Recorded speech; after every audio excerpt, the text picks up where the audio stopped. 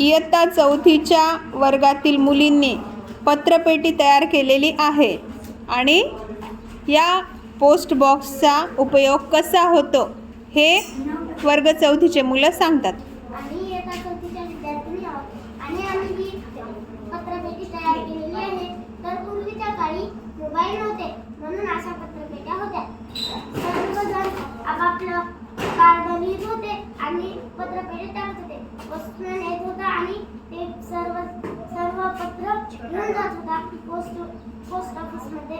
तो घेऊन गेल्यानंतर तो एका गावच्या एका जागेकडे दुसऱ्या गावच्या दुसऱ्या जागेकडे असे गट करत होता आणि ज्याचा त्याला देत होता.